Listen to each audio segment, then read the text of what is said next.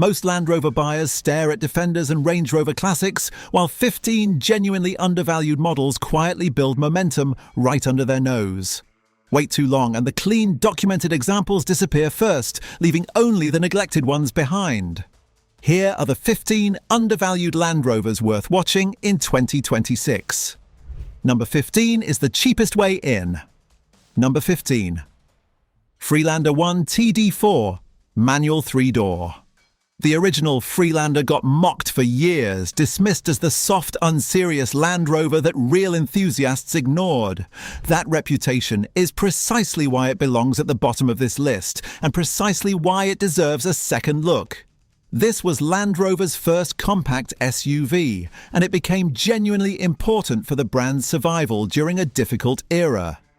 The BMW era TD4 diesel offers a practical, recognizable engine, while 3-door models carry a more distinct, youthful, early 2000s identity that later 5-door versions never quite matched. Overheating on the earlier K-Series petrol variants remains a well-documented weak point, which is exactly why the TD4 diesel specifically deserves priority. Watch specifically for a functioning rear differential and viscous coupling unit, since a seized or damaged unit can turn what looked like a genuine bargain into a genuinely expensive repair bill within weeks. Survivors are disappearing fast, clean examples are far cheaper than any Defender or Range Rover product, and younger buyers are already becoming nostalgic for the exact car their parents drove. Boring names still tell real stories. Number 14. Defender Puma 2.2 TDCI. Production of the traditional Defender ended in 2016, closing out a utility vehicle line that began all the way back in 1948. That single fact alone gives the final Puma generation a clear and permanent end of an era status. The 2.2-litre Puma often gets dismissed as less romantic than the earlier TD5 or 300 TDI engines, but it actually carries major practical advantages: stronger parts support, a more developed interior, better daily usability, and the simple, undeniable fact that no more traditional Defenders will ever be built after it. Buyers who dismiss this generation purely on nostalgia grounds often that it is genuinely the most refined and reliable version of the classic Defender formula that Land Rover ever actually built. The smart move here is not buying any random 2.2 Puma and assuming instant profit. It is buying the best original example you can find before the market finally separates ordinary worn-out work trucks from the low-mileage, documented survivors. The final Puma closes a chapter. Number 13. Defender Puma 2.4 TDCI. The 2.4 Puma sits as a genuine bridge vehicle between two very different eras of Defender ownership. It brought a noticeably more modern engine, a proper 6-speed gearbox, and a cabin that finally felt livable compared to earlier, more agricultural Defenders. It still carries the traditional Defender shape and feel, but with practical daily driving potential that earlier generations simply could not offer.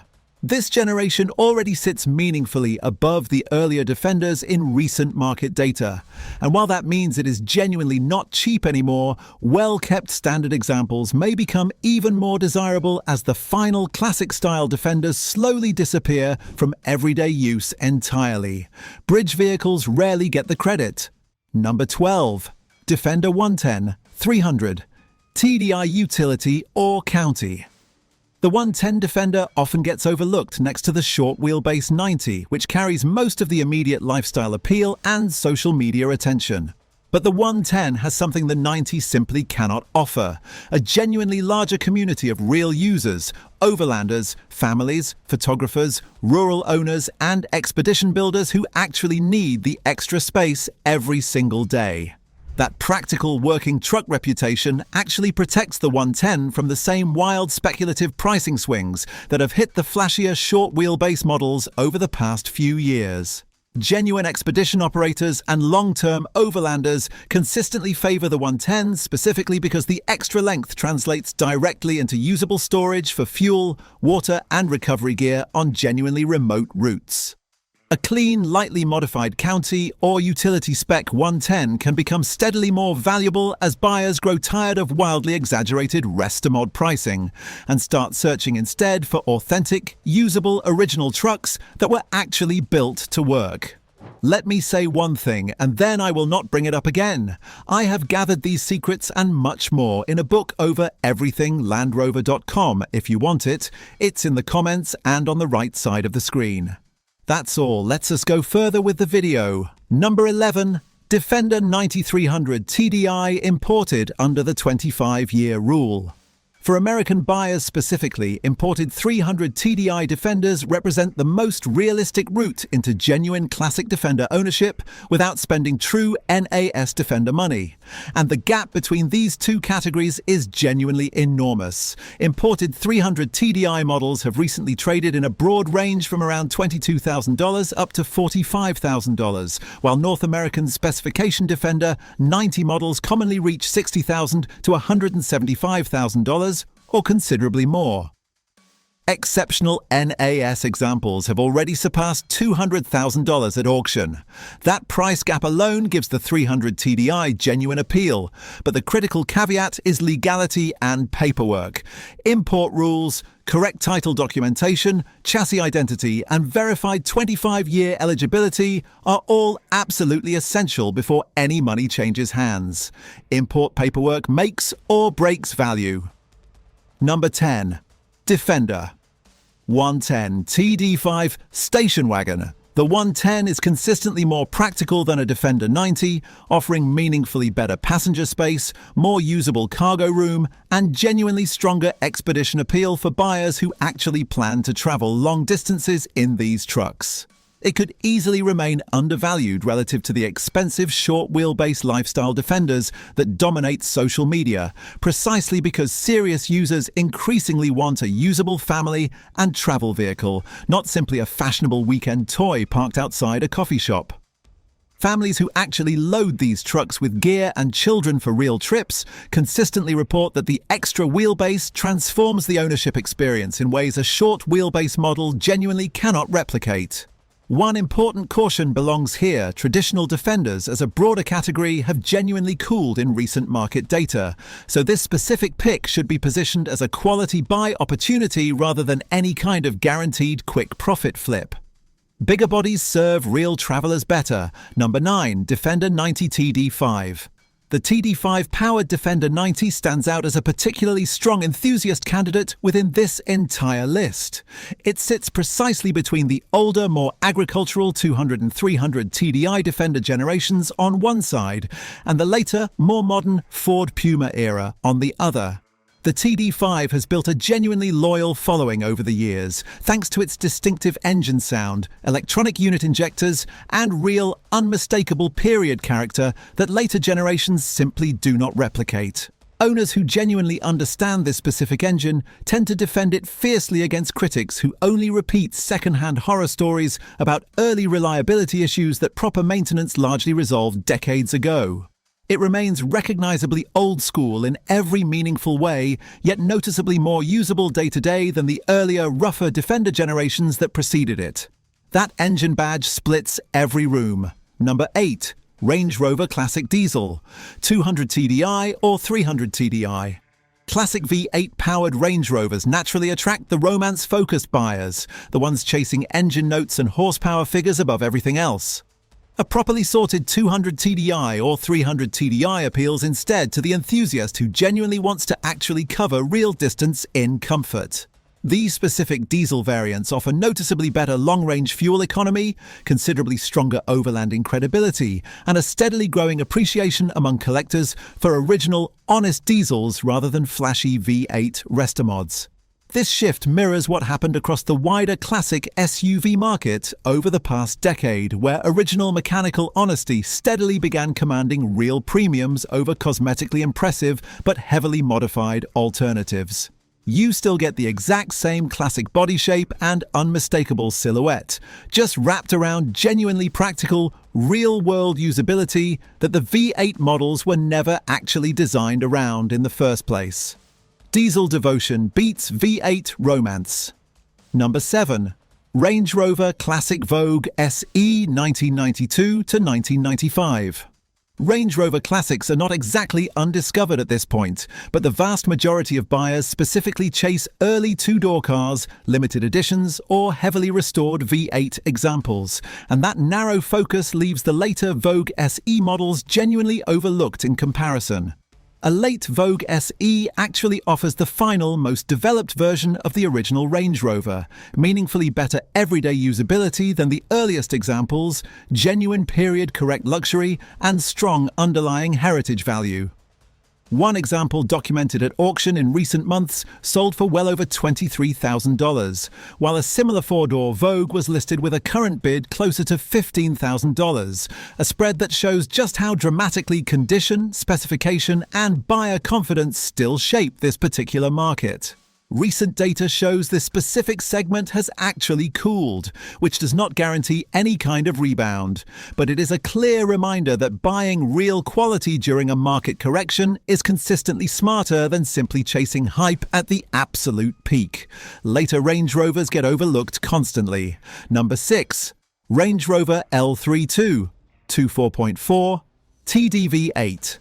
The TDV8 powered L322 is becoming increasingly interesting as a genuine luxury, long-distance classic in its own right. It offers strong, effortless torque, a smooth V8 diesel character that feels distinctly different from the petrol models, and that same unmistakable L322 design that still turns heads today. There is also a growing wave of nostalgia building specifically for 2000s-era luxury SUVs. The last real generation built before the full touchscreen age completely took over every dashboard. Buyers who drove these trucks new often describe returning to 1 year later as genuinely rediscovering just how well-engineered the basic driving experience actually was, long before infotainment complexity started dominating every design decision. The winning purchase here is always a standard, fully original, well-documented vehicle, never a blacked-out, heavily modified example sitting on oversized wheels at a car meet. One diesel V8 builds real nostalgia. Number 5. Range Rover L3 2002 to 2005 BMW powered models. The earliest L322 carries one genuinely significant advantage over later versions. It still carries a strong BMW-era mechanical identity underneath the Range Rover badge. Buyers shopping this specific generation can choose between BMW-sourced V8 petrol engines or the M57 diesel in relevant markets, both of which bring real mechanical pedigree to the table. This particular L322 generation has already begun genuinely shifting in perception, moving from what buyers once dismissed as a used luxury SUV nightmare towards something people are now starting to call a modern classic in its own right. Independent specialists who genuinely understand these engines consistently report that a properly maintained example rewards ownership in ways the platform's outdated reputation completely fails to capture. One critical warning belongs here. Never suggest that any cheap L322 automatically represents a safe investment, because the original purchase price can be genuinely insignificant compared to a neglected air suspension, transmission, electrical or cooling system repair bill. Early engines carry real mechanical pedigree. Number 4. Range Rover P38 2.5 DSE. The 2.5 DSE was never positioned as the outright performance hero within the P38 lineup, and it never tried to be.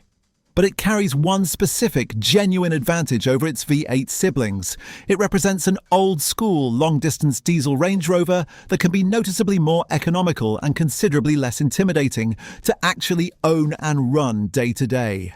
Owners who cover serious annual mileage consistently point to the fuel savings alone as justification enough, long before any potential collector value ever enters the conversation.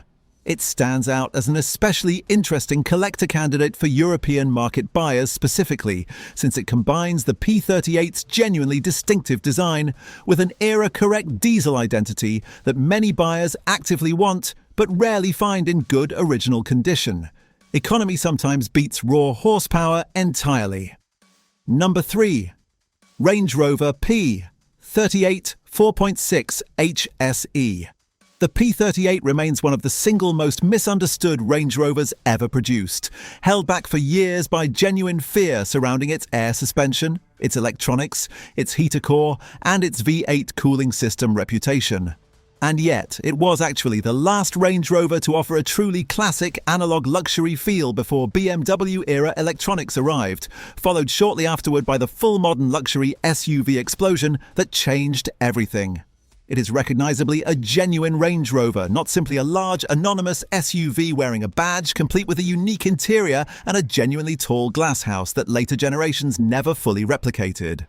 As Range Rover Classic values continue climbing steadily, more and more buyers naturally move down to this next affordable generation instead. Exactly the kind of quiet market shift that tends to catch slower buyers completely off guard. Misunderstood cars eventually find their audience. Number 2. Discovery 2 TD5 Manual.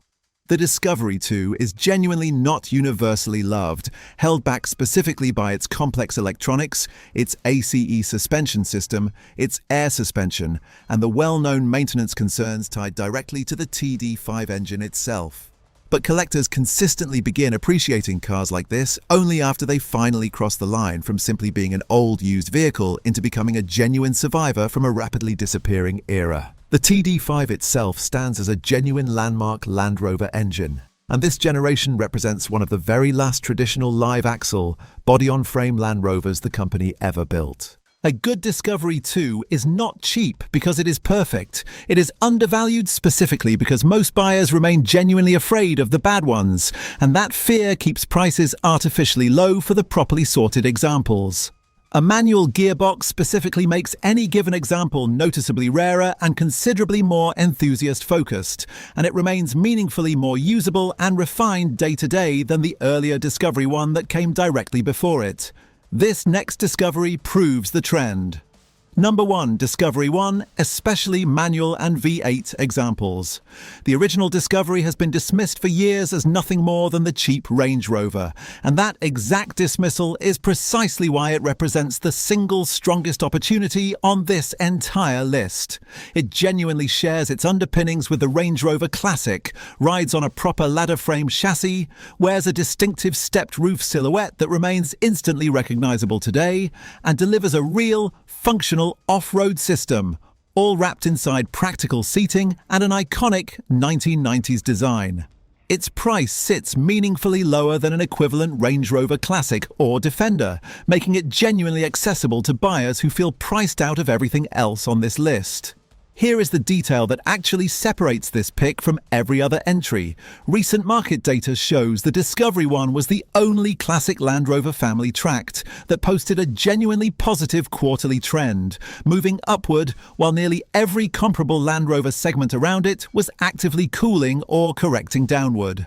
The best versions carry a manual gearbox, an original interior, a rust-free chassis, and a properly documented service history, while the worst examples hide rusted rear chassis sections, neglected cooling systems, and leaking sunroofs behind a fresh coat of paint that tells you absolutely nothing about what is actually happening underneath.